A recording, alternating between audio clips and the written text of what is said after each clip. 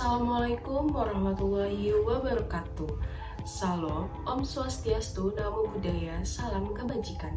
Selamat pagi, pada kesempatan kali ini saya akan mencoba memberikan beberapa informasi mengenai tanah longsor yang juga merupakan bagian dari bencana alam yang alami dan bencana alam yang terjadi karena ulah manusia. Seperti yang telah kita ketahui, bahwa tanah longsor merupakan peristiwa pergeseran lapisan tanah dari daerah yang tinggi ke daerah yang lebih rendah secara tiba-tiba.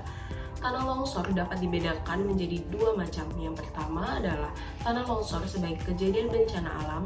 Tanah longsor jenis ini memiliki faktor-faktor pendorong kejadian yang dapat digolongkan sebagai proses alam. Sebagai contoh, pergeseran tiba-tiba kulit bumi karena adanya aktivitas lempeng tektonik yang mengakibatkan tanah longsor. Tanah longsor seperti ini, jenis ini merupakan yang paling berbahaya bagi makhluk hidup, termasuk manusia yang tinggal di atasnya. Tanah longsor jenis ini juga dapat terjadi bila ada aktivitas gempa bumi dan gunung berapi. Kedua adalah tanah longsor akibat kesalahan manusia. Misalnya lahan kritis di sebuah bukit yang tidak terawat bila hujan dapat berisiko tanah longsor. Hal tersebut terjadi karena tidak adanya akar pohon sebagai resapan air dan penopang tanah.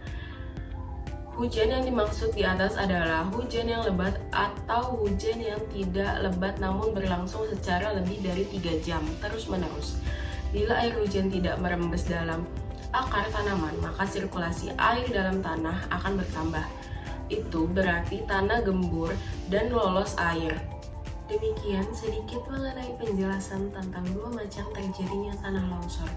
Adapun cara-cara penanggulangan tanah longsor ini adalah dapat dilakukan sebagai berikut. Yang pertama, membangun pondasi atau papan topangan tanah.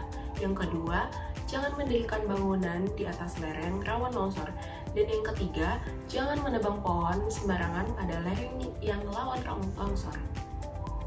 Berikut ini akan kembali dijelaskan tentang upaya mitigasi bencana tanah longsor, yaitu yang pertama, persiapkan kelengkapan berharga seperti surat-surat, buku tabungan, makan dan minuman, kotak PP atau kotak pertolongan pertama, pakaian dalam, senter, dan barang-barang lain yang diperlukan serta dimasukkan ke dalam ransel tanggap bencana.